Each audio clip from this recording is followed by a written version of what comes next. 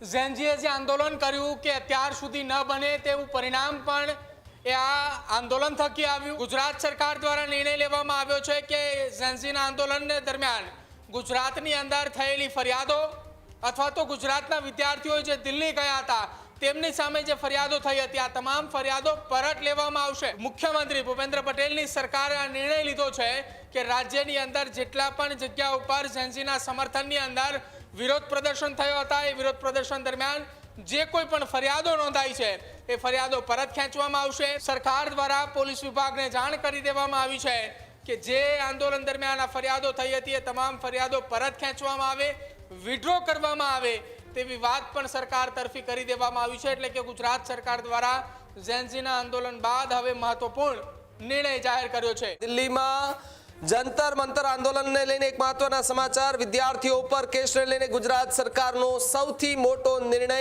આંદોલનના સમર્થનમાં જોડાયેલા વિદ્યાર્થીઓ પર કાર્યવાહી નહીં થાય, આંદોલન દરમિયાન એફઆઈઆર થઈ હશે તો પરત લેવા આદેશ આપી દેવામાં આવ્યા છે।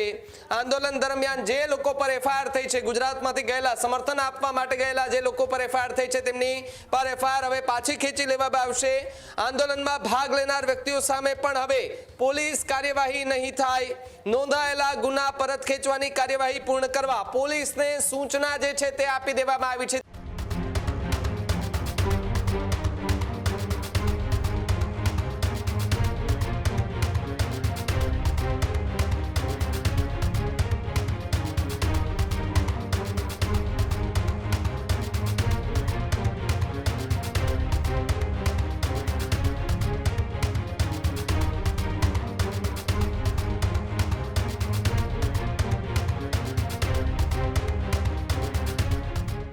ત્યારે દિલ્હીના જંતર મંતર આંદોલનને લઈને એક મહત્વપૂર્ણ સમાચાર મળી રહ્યા છે કે જ્યાં જે લોકો આંદોલનને સમર્થન આપવા માટે ગયા હતા, જે લોકો પર અત્યારે ફરિયાદ દાખલ થઈ હતી એ તમામ લોકોની જે ફરિયાદો છે એ પરત ખેંચી લેવામાં આવશે તેવા આદેશ પણ પોલીસને આપી દેવામાં આવે છે। વધુ વિગત માટે પ્રદીપ જોડાય છે। પ્રદીપ, જંતર મંતરનું એ આંદોલન ખૂબ ચર્ચામાં આવ્યું, લાઠીચાર્જ થયો, યુવાનો પર ફરિયાદ દાખલ થઈ, અનેક વિદ્યાર્થીઓ જે છે તેમના પર ફરિયાદ દાખલ થઈ, પરંતુ કેન્દ્ર સરકાર અને રાજ્ય સરકાર એ બંને અત્યારે એક મહત્વપૂર્ણ નિર્ણય લીધો છે કે જે લોકો પર કેસ થયા છે સમર્થન દરમિયાન એ તમામ લોકોના કેસ પરત ખેંચી લેવામાં આવશે। બિલકુલ ભાવિક, દેશભરના યુવાનોએ દિલ્હીના જંતર મંતર પર એકઠા થયા હતા। ઝેનજીએ જે આંદોલન કર્યું કે અત્યાર સુધી ન બને તેવું પરિણામ પણ એ આ આંદોલન થકી આવ્યું। જંતર મંતર ઉપર વિદ્યાર્થીઓએ પેપર લીકની સામે કેન્દ્રીય શિક્ષણ મંત્રીના રાજીનામાની માંગ સાથે બેઠા હતા।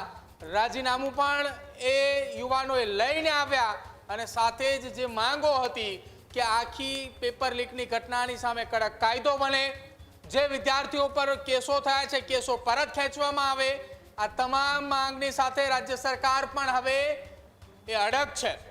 ગુજરાત સરકાર દ્વારા નિર્ણય લેવામાં આવ્યો છે કે ઝેનજીના આંદોલન દરમિયાન ગુજરાતની અંદર થયેલી ફરિયાદો અથવા તો ગુજરાતના વિદ્યાર્થીઓ જે દિલ્હી ગયા હતા તેમની સામે જે ફરિયાદો થઈ હતી આ તમામ ફરિયાદો પરત લેવામાં આવશે।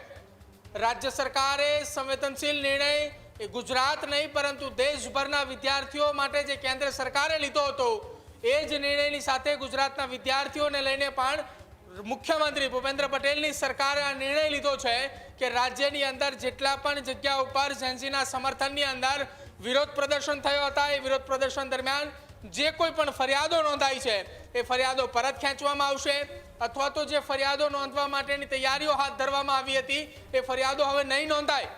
સરકાર દ્વારા પોલીસ વિભાગને જાણ કરી દેવામાં આવી છે કે જે આંદોલન દરમિયાન આ ફરિયાદો થઈ હતી એ તમામ ફરિયાદો પરત ખેંચવામાં આવે, વિડ્રો કરવામાં આવે તેવી વાત પણ સરકાર તરફી કરી દેવામાં આવી છે। એટલે કે ગુજરાત સરકાર દ્વારા ઝેનજીના આંદોલન બાદ હવે મહત્વપૂર્ણ નિર્ણય જાહેર કર્યો છે। ભાવિક, બિલકુલ આભાર જોડાવા બદલ અને માહિતી બદલ પ્રદીપ। ખેડૂત ભાઈઓ છે ખેતરમાં ડ્રોન ઉડાવતા હોય છે ત્યારે આપણે એક પ્રશ્ન સતાવતો હોય છે કે જે આપણે અત્યાર સુધી જીપીએસ ટેકનોલોજી વાળા ડ્રોન વાપર્યા છે, જેથી કરીને મોબાઈલ ટાવર છે અથવા તો હાઈ ટેન્શન લાઈન પસાર થતી હોય, કોઈ વૃક્ષો હોય, ત્યારે જે જીપીએસ ટેકનોલોજી વાળા ડ્રોન છે એમાં ટકરાય અને ટ્રેસ થાય છે। પણ એગ્રીવન લાવ્યું છે જીએનએસએસ ટેકનોલોજી ડ્રોન, જેથી કરીને એ ડ્રોન છે એ કોઈ જગ્યાએ ટકરાય નહીં, પોતાની રીતે જ ડિસિઝન લે છે અને મૂવ થઈ જાય છે, જેથી કરીને જીએનએસએસ ટેકનોલોજી ડ્રોન છે એ વાપરવાનો આગ્રહ રાખો। હજુ સુધી તમે અમારી ચેનલને સબસ્ક્રાઇબ નથી કરી તો અત્યારે જ ન્યૂઝરૂમ ગુજરાતને સબસ્ક્રાઇબ કરો, ફેસબુક અને ઇન્સ્ટાગ્રામ પર ફોલો કરો.